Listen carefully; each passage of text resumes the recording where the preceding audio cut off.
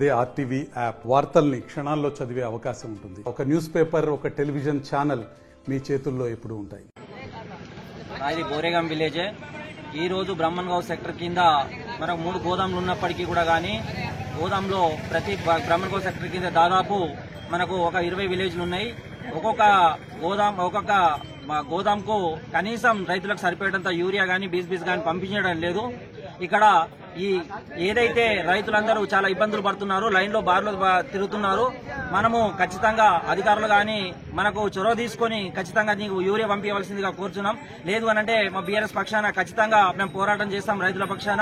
ఆనాడు 2023లో మనకు 80 లక్షలతోటి గోదాం కట్టి అన్ని ఫెసిలిటీస్ ఏర్పాటు చేసినప్పటికీ ఈ రోజు ఈ ప్రభుత్వం గానీ మాకు ఖచ్చితంగా సరిపోయేటటువంటి రైతులకు ఎరువులు అందించడం లేదని మేము బీఆర్ఎస్ పక్షాన మేము ఖండిస్తా ఉన్నాం.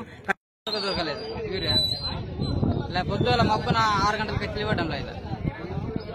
పొద్దున ఛాయ్ కూడా తాగలేము సార్. ఊరు పట్టించుకున్నది లేదు. పట్టించుకున్న నాదుడే లేడు. 10 గంటలకు తీస్తామని అంటున్నారు. 10 గంటలకి ఎప్పుడు చెల్ల కొల ఎప్పుడేం చేయాలి? ఊరుకు ముందు వచ్చిన నాకన్నా 3 ముందుండి ఇంతవరకు మందు ఈ ఎన్నికోళ్ళు ముంగటైంది. చూసుకుంటూ ఇచ్చిన అక్కడ మొన్న అట్లనే ఒకటి కొట్టినాక చాలు కదా అని అనౌన్స్ చెప్పింది.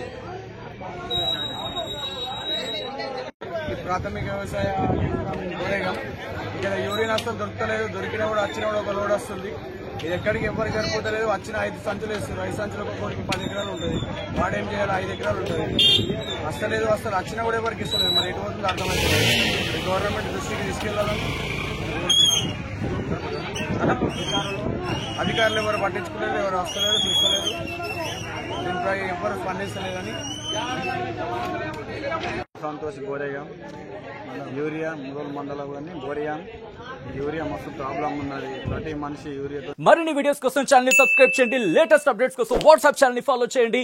అండ్ లింక్ డిస్క్రిప్షన్ లో ఉంది.